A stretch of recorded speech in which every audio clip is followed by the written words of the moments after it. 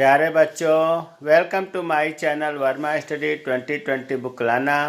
मैं UP board के छात्र छात्राओं के लिए क्लास 11th के इकोनॉमिक्स सब्जेक्ट को हिंदी माध्यम से मैं फुल कोर्स कराऊंगा। यदि आप फुल कोर्स करना चाहते हैं तो मेरे चैनल को सब्सक्राइब कीजिए और बेल आइकन को प्रेस करना ना भूलें, ताकि जो भी वीडियो मैं अपलोड करूं उसका नोटिफिकेशन आपको सबसे पहले मिल सके। प्यारे बच्चों, भारतीय अर्थव्यवस्था के विकास में चैप्टर 8 चल रहा है। आज 7वां पार्ट है, अर्थात पार्ट वीडियो 7वां है, आधारिक संरचना। इसमें आज हम लोग अभ्यास के प्रश्नोत्तर में क्वेश्चन 17 से 21 तक पढ़ेंगे। आज ये पाठ पूरा भी हो जाएगा। प्रश्न 17 है, हमारी स्वास्थ्य देखभाल प्रणाली की प्रमुख कमियां क्या है। देखिए, स्वास्थ्य देखभाल प्रणाली कहा जाए या स्वास्थ्य क्षेत्र की कमियां कहा जाए, एक ही चीज है। तो ये प्रश्न है कि हमारी स्वास्थ्य देखभाल प्रणाली की प्रमुख कमियां क्या है। आप अगर फील्ड में नज़र दौड़ाएं तो स्वास्थ्य विभाग में ढेर सारी कमियां मिलती हैं। जैसे पहला है स्वास्थ्य सेवाओं का असमान वितरण। इसका मतलब यह हुआ कि देश की 70% से अधिक जनसंख्या तो ग्रामीण क्षेत्रों में रहती है, लेकिन ग्रामीण जनसंख्या की तुलना में शहरी जनसंख्या को अधिक स्वास्थ्य सेवाएं उपलब्ध कराई जा रही हैं। हॉस्पिटल में बेड, मेडिकल स्टोर ये शहरों में ज़्यादा है, ग्रामीण क्षेत्रों में कम है। जबकि 70% जनसंख्या आधे से अधिक, बहुत अधिक गाँव में रहती है। तो एक कमी तो ये है। दूसरी कमी यह है स्वास्थ्य देखभाल प्रणाली की कि नई नई तरह की बीमारियां उत्पन्न हो रही हैं। एक और वे बीमारियां जो पहले करोड़ों लोगों की जान ले रही थी, जैसे हैजा, प्लेग, अतिसार, इस पर तो काबू पा लिया गया, लेकिन इसके बाद नई नई बीमारियां उत्पन्न हो रही हैं। जैसे आप देख रहे हैं कि कोरोना, एड्स, डेंगू, ये करोड़ों लोगों को अब मार रही हैं। तीसरी समस्या है निजी क्षेत्र का प्रभुत्व। निजी क्षेत्र, स्वास्थ्य सेक्टर ऐसा सेक्टर है कि इसमें आधे से अधिक निजी क्षेत्र के लोग काम कर रहे हैं। और निजी क्षेत्र को आपको पता ही है कि उद्देश्य होता है लाभ कमाना। इससे समाज के जो कमज़ोर वर्ग है, निर्धन वर्ग है, उन पर बहुत बोझ पड़ता है। निजी क्षेत्र में इलाज कराना बहुत महंगा पड़ता है। ये भी समस्या है, कमियां है। चौथा है ग्रामीण क्षेत्रों में प्रत्येक 1 लाख लोगों पर 0.36 अस्पताल। मतलब आप ऐसे कहिए कि 10 लाख लोगों पर 3.6 अस्पताल, 4 से कम 3 से अधिक है। 10 लाख लोगों पर, तब जाकर के 1 लाख लोगों पर आ रहा है 0.36, जबकि शहरी क्षेत्रों में यह संख्या 3.6 अस्पतालों की है। अंदाजा लगा सकते हैं कि ग्रामीण क्षेत्रों के और शहरी क्षेत्रों में अस्पतालों की संख्या में कितना अंतर है। पांचवा कमी है कि गांव में चिकित्सक का हमेशा अभाव रहता है। ज़्यादातर चिकित्सक गांव में ड्यूटी देना पसंद नहीं करते, जिससे और समस्याएं होती हैं। छठा है ग्रामीण क्षेत्रों में स्थापित जो प्राथमिक चिकित्सा केंद्र हैं पीएचसी, इनमें एक्सरे या खून की जांच की सुविधाएं भी नहीं है। तो हमने ये 6-7 पॉइंट जो पढ़ा, ये स्वास्थ्य देखभाल प्रणाली की कमियां थी। प्रश्न 18 है, महिलाओं का स्वास्थ्य गहरी चिंता का विषय कैसे बन गया है। महिलाएं अक्सर बीमार रह रही हैं, स्वास्थ्य उनका सही नहीं रह रहा है। ये राष्ट्र स्तर पर, देश स्तर पर चिंता का विषय कैसे बना। तो इसका कारण यह है कि पहला कि एक महिला का स्वास्थ्य पूरे परिवार के स्वास्थ्य को प्रभावित करता है। एक स्वस्थ महिला एक स्वस्थ परिवार को जन्म दे सकती है। इसलिए चिंता बना हुआ है कि महिलाओं का स्वस्थ रहना बहुत जरूरी है, क्योंकि एक स्वस्थ महिला ही एक स्वस्थ परिवार को जन्म दे सकती है। 2011 की जनगणना के अनुसार देश में लिंगानुपात जो है 943 था। इसका मतलब कि प्रति 1000 पुरुषों पर 943 महिलाएं हैं। इसका मतलब यह हुआ कि 57 का अनुपात कम है, 57 महिलाएं कम है 1000 पुरुष में। यह भी चिंता का विषय बना हुआ है। तीसरा यह है कि 15 वर्ष से कम आयु की लगभग 3 लाख लड़कियां, ये केवल शादीशुदा ही नहीं है, बल्कि कम से कम एक बच्चे की माँ भी हैं, जो कि स्वास्थ्य के दृष्टि से अच्छा नहीं है। चौथा है, विवाहित महिलाओं में भी आधे से अधिक 50% से ज़्यादा रक्ताभाव और रक्त क्षीणता से पीड़ित हैं। रक्ताभाव और रक्त क्षीणता बीमारी लौह न्यूनता, लोहा की कमी से होता है, जिसके परिणाम स्वरूप इन बीमारी से 9% महिलाएं मृत्यु का कारण बनती हैं। पांचवा है, केवार्सन गर्भपात द्वारा भारत में भी स्त्रियों का अस्वस्थता और मृत्यु का एक बहुत बड़ा कारण है। तो ये हम देख रहे हैं कि महिलाओं से रिलेटेड इतनी ढेर सारी कमियां हैं जो कि चिंता का विषय बना हुआ है। प्रश्न 19, सार्वजनिक स्वास्थ्य। सार्वजनिक स्वास्थ्य का अर्थ बताइए। राज्य द्वारा रोगों पर नियंत्रण के लिए उठाए गए प्रमुख सार्वजनिक स्वास्थ्य कार्यक्रम को बताइए। सार्वजनिक का मतलब होता है कि सरकार के दृष्टि में स्वास्थ्य का अर्थ क्या है और राज्यों द्वारा क्या कार्यक्रम उठाए गए हैं सार्वजनिक स्वास्थ्य के लिए, इसका कारण बताना है। तो सबसे पहले हम सार्वजनिक स्वास्थ्य के आशय का मतलब ये हुआ कि जो देश के लोग हैं, समस्त लोग, उनके स्वास्थ्य से है। देश के लोगों में स्वास्थ्य कितना सही है उसको हम कहते हैं स्वास्थ्य संबंधी बातें। तो देखिए, सार्वजनिक स्वास्थ्य से आशय का मतलब अर्थ में कई बातें समाहित हैं। इन सब को मिलाकर के हम कहेंगे सार्वजनिक स्वास्थ्य। जैसे माँ का स्वास्थ्य उत्तम हो ताकि बच्चे भी निरोगी व स्वस्थ पैदा हों। दूसरा है कि बच्चे को भयानक जो बीमारियां जैसे मलेरिया, तपेदिक, चेचक, पोलियो, इनसे बचने के लिए उन्हें समय समय पर टीके लगाए जाने चाहिए। लोगों को खाने के लिए पर्याप्त एवं पौष्टिक भोजन प्राप्त होना चाहिए। संतुलित भोजन से प्रतिरोधक क्षमता बढ़ती है, बीमारियां पास में कम आती हैं।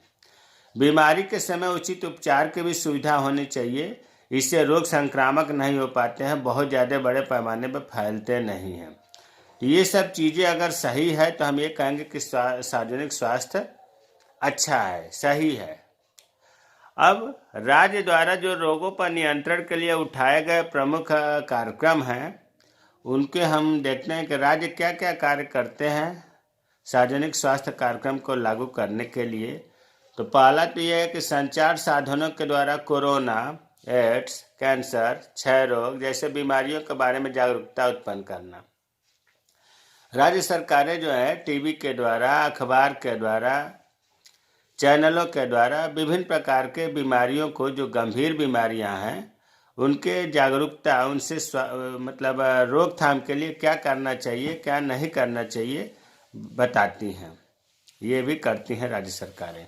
दूसरा, पल्स पोलियो अभियान चलाती हैं। यही कारण है कि अपने देश से पोलियो का पलायन हो चुका है, उन्मूलन हो चुका है। स्वच्छ जल का स्वच्छता भी सुविधाओं का प्रावधान होना चाहिए, क्योंकि जल से 50% से अधिक बीमारियां उत्पन्न होती हैं। इसलिए सरकारें स्वच्छ जल और साफ सफाई, स्वच्छता सुविधाओं का प्रावधान किया गया है कि सबको उपलब्ध हो। सभी गांवों में एक पीएचसी, प्राथमिक स्वास्थ्य केंद्र का निर्माण हो ताकि फर्स्ट एड पर छोटे मोटे बीमारी के लिए जनता पहुंच सके। पांचवा है, निजी सार्वजनिक भागीदारी नीति को अपनाया जाए। हेल्थ सेक्टर में, स्वास्थ्य क्षेत्र में निजी और सार्वजनिक, प्राइवेट और गवर्नमेंट दोनों की भागीदारी को अपनाया जाए। छठा है, सरकार ने सभी बच्चों के लिए सरकारी अस्पतालों, दवाखानों और प्राथमिक स्वास्थ्य केंद्रों में मुफ्त टीके की व्यवस्था की है। डेट फिक्स होता है, जैसे बुधवार को सरकारी अस्पतालों में फ्री में टीके लगाए जाते हैं। दवाएं फ्री में मिलती हैं पीएचसी पर।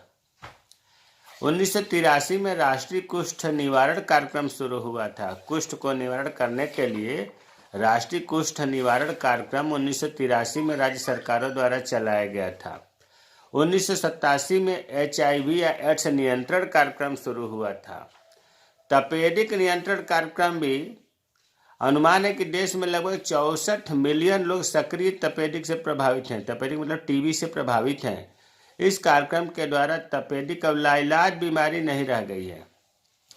पहले होता था कि टीबी जिनको होता था वो बचते नहीं थे, लेकिन अब जो है सरकारी अस्पतालों के माध्यम से टीबी की बहुत अच्छी दवा जारी खिलाई जाती है, जिससे अब ये बीमारी ठीक हो जाती है। मतलब अब लाइलाज नहीं है, इसका इलाज है। तो ये हम देख रहे हैं कि राज्य सरकारों द्वारा बहुत ही काफ़ी अच्छे प्रयास सार्वजनिक स्वास्थ्य कार्यक्रम चलाए गए हैं, फिर भी जितना अपेक्षा था उतना उपलब्धि नहीं मिल रही है। अब प्रश्न 20वां, भारतीय चिकित्सा की 6 प्रणालियों में भेद कीजिए। भारत के अंदर चिकित्सा की 6 प्रणाली है। इन 6 के माध्यम से चिकित्सा अर्थात इलाज होता है, रोगों का समूल नाश किया जाता है, जिसमें पहला है आयुर्वेद। भारतीय चिकित्सा प्रणाली के आयुर्वेद बहुत प्राचीन परंपरा प्रणाली है। इसमें विभिन्न रोगों के उपचार के लिए जड़ी बूटियों का प्रयोग किया जाता है, मालिश का प्रयोग किया जाता है, आहार विहार आहार संशोधन मतलब खान पान में नियंत्रण का उपयोग किया जाता है और इससे बीमारी को ठीक किया जाता है। दूसरा है योग। योग से आप सब लोग परिचित होंगे। योग के जनक महर्षि पतंजलि माने जाते हैं और महर्षि पतंजलि की एक पुस्तक है योग सूत्र। इस पुस्तक योग सूत्र में मानव जाति के सर्वांगीण विकास के लिए 8 मार्ग बताए गए हैं, जिन्हें अष्टांग योग के रूप में जाना जाता है। योग के संदर्भ में आप देख रहे हैं कि बाबा रामदेव जो है अपने ही देश में नहीं कैंप लगाकर बल्कि विश्व के अनेक देशों में योग के माध्यम से स्वस्थ रखने के लिए, बीमारी का इलाज करने के लिए बहुत प्रचार प्रसार कर रहे हैं। तो योग भी चिकित्सा की प्रणाली है। तीसरा है यूनानी। ये यूनानी एक प्राचीन भारतीय चिकित्सा प्रणाली है। ये भी बहुत पुरानी चिकित्सा प्रणाली है। भारत में इसका आगमन 11वीं शताब्दी के आसपास अरब और फारसियों द्वारा हुआ था। यूनानी चिकित्सा प्रणाली अरबियों और फारसियों के द्वारा हुआ था। चौथा है सिद्ध चिकित्सा। ये हो सकता है कि नाम आप पहली बार सुन रहे हो कि सिद्ध चिकित्सा कौन सी प्रणाली है, लेकिन है। देखिए, ये प्रणाली जो सिद्ध चिकित्सा ये आयुर्वेद के ही समान है। बस अंतर मात्र इतना है कि सिद्ध चिकित्सा प्रणाली में जो 3 स्थिति होती है, बाल्यावस्था, प्रौढ़ावस्था और वृद्धावस्था, इसमें वात, पित्त और कफ की प्रमुखता को मान्यता देती है। सिद्ध चिकित्सा प्रणाली जो है ये मानती है कि पहले में वात, पित्त, कफ इस क्रम को प्रमुखता देती है कि इस क्रम को हमें ध्यान में रखते हुए इलाज करना है, जबकि आयुर्वेद ठीक इसका उल्टा करता है। आयुर्वेद जो है बाल्यावस्था, प्रौढ़ावस्था और वृद्धावस्था में कफ, देखो ये उल्टा चल रहा है, कफ, पित्त और वात को प्रमुखता देता है। तो हमें उम्मीद है कि अंतर समझ में आया होगा कि सिद्ध चिकित्सा में वात, पित्त और कफ की प्रमुखता को ध्यान दिया जाता है, जबकि आयुर्वेद चिकित्सा प्रणाली में कफ, पित्त और वात को ध्यान दिया जाता है। 5वां है प्राकृतिक चिकित्सा प्रणाली।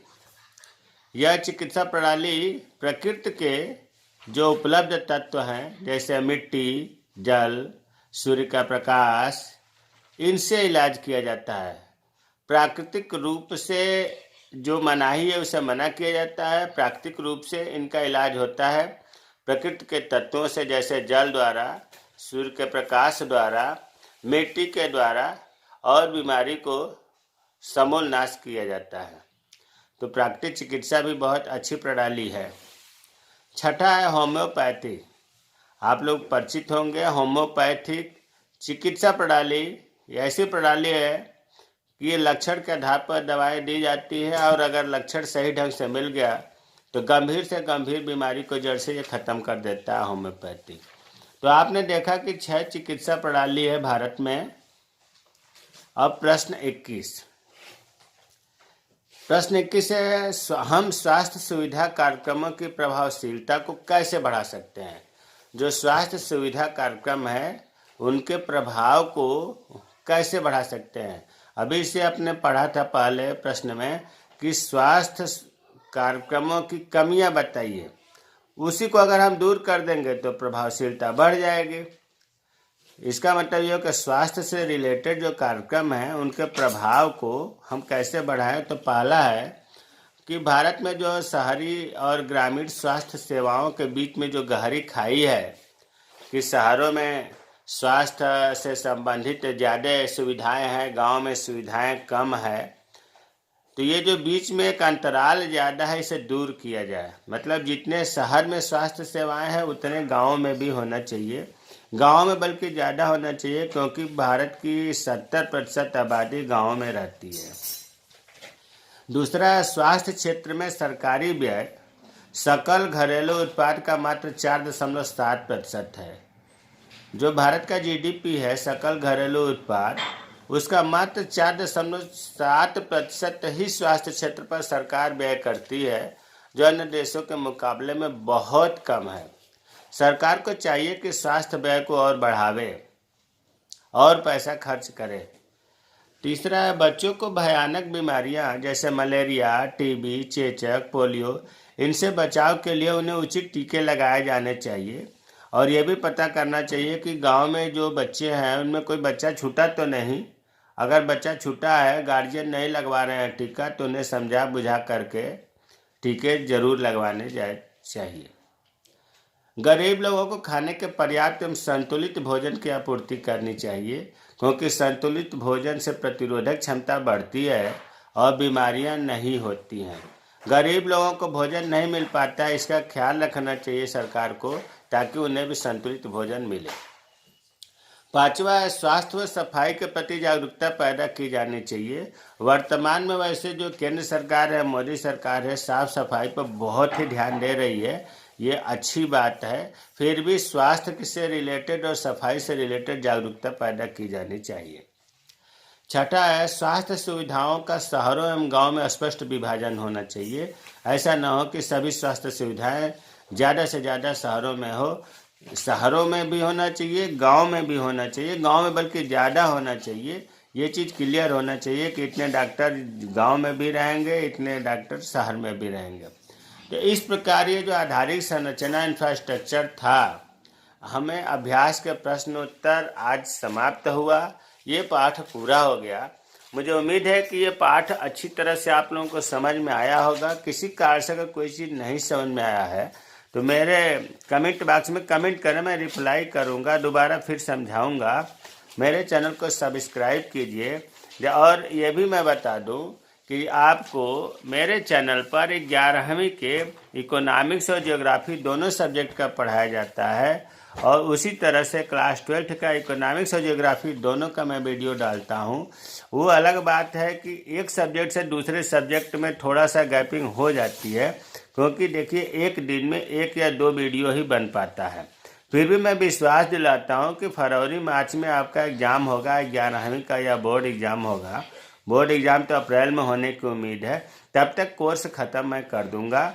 थोड़ा पढ़िए, लेकिन बढ़िया से पढ़िए। इसीलिए मैं ज़्यादा हड़बड़ नहीं करता हूँ। ये प्रयास करता हूँ कि अच्छे से अच्छे प्रकार के पढ़ा करके वीडियो बनाऊँ।